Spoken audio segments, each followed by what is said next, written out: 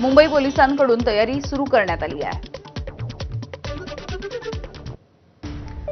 वाढत्या वाहतूक कोंडीवरती उतारा म्हणून मुंबईमध्ये आता जल मेट्रोचा प्रस्ताव समोर आलाय आणि यासाठी प्रकल्पाचा सविस्तर अहवाल तयार करण्यासाठी कोची मेट्रो रेल लिमिटेड यांची सल्लागार म्हणून नियुक्ती करण्यात आली आहे। ही सल्लागार कंपनी 10 नवीन जलमार्गांचा सविस्तरपणे आराखडा सागरी मंडळाला सादर करणार आहे।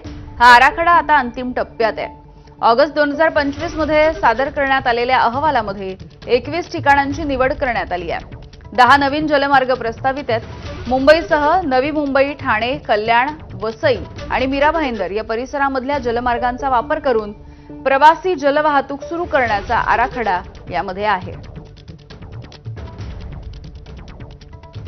तर जल मेट्रोचा प्रस्ताव नेमका काय आहे ते देखील जाणून घेऊयात। ऑगस्ट 2025 मधील अहवालामध्ये 21 ठिकाणांची निवड करण्यात आली। 10 नव्या जलमार्गांचा प्रस्ताव आहे। मुंबई, नवी मुंबई, ठाणे, कल्याण, वसई, मीरा भाईंदर या परिसरामध्ये जलवाहतुकीचा आराखडा बनवण्यात आला आहे। सध्या 21 ठिकाणी जलवाहतूक होती आहे। 85 किलोमीटरचे मार्ग, 10 नवे मार्ग सुरू झाले तर 200 किलोमीटरची जलवाहतूक होऊ शकते। रस्ते, रेल्वे याच्यावरचा ताण कमी करण्यासाठी जलवाहतुकीचा पर्याय आहे।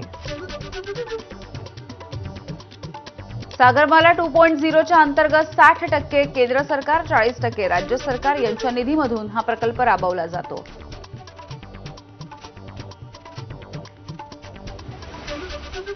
कांजूरमार्ग इथल्या 15 हेक्टर जमिनीवरती